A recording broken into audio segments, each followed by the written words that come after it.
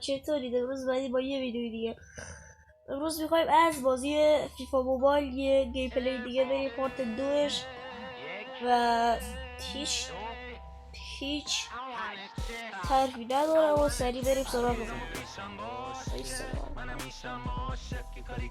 شاید ببینید یکم نمیتونم با انرژی 100 بیام خاطر اینه که مریضم و یه میشه اصلا ببخشید همین رو میتونم بگم فقط یه از ویدیو رو کات میکنم. بچه ها ببخشید یه لحظه ویدیو رو کات کردم و بریم دیگه سراغ ویدیو. بچه ها من اینجا دیگه فکر کنم صدام خیلی کم بشه چون که میکروفونم زیاد خوب وای نمیسه و امکان داره صدام خیلی کم بشه و دیگه ببخشید. بریم دیگه سراغ ویدیو. اینجا دیگه یه آهنگی چیزی میذارم که شما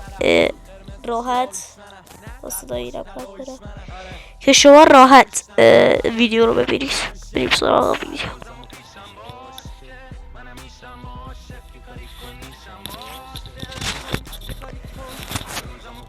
شو داره حریف رو پیدا میکنه، پیدا کرد. از این به بعد شاید کوتاه حرف بزنم.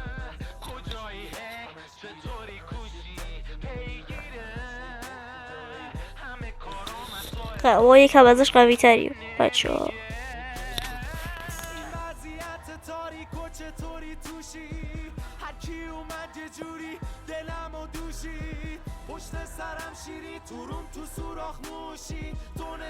رونالدو داره بیشور قوی تر آمده.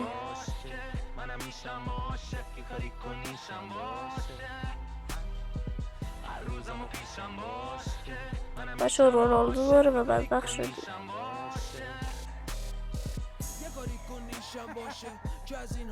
بزن وینیسیوس تیرک این ور بزنش گل این درست باشم خواهیه. بچه اون لگ هم دیگه زیاد لگ نداره و میتونید راست بچه دیگه لگ نداره میتونید راست ویدیو رو ببینید.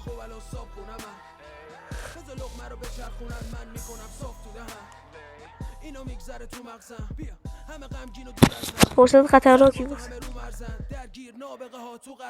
بده وینی نرسید ببینی.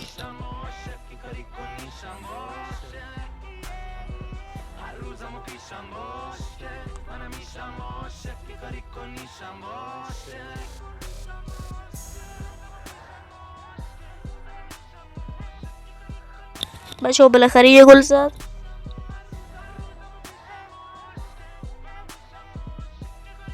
گل بعدی هم زدیم.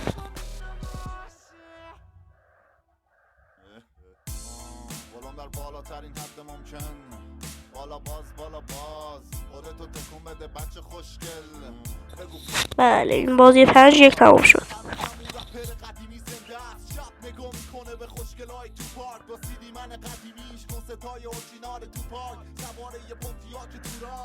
بچه حالا میخوام یه دست بازی فوتبال آنلاین بریم و واقعیشو بریم. این الان چیزه اسمش چه بود خدا VS اتک و مثل فوتبال واقعیش چیز خیلی فوتبال واقعیش خفن تره. اگر میخواید پارت بعدی رو فوتبال واقعی بریم حتما زیر کامنت ها بنویسید پارت بعدی و میریمش. کاری ندارید بچه‌ها دیگه. همینم از این ویدیو بود. امیدوارم خوشتون اومده باشه و خداحافظ.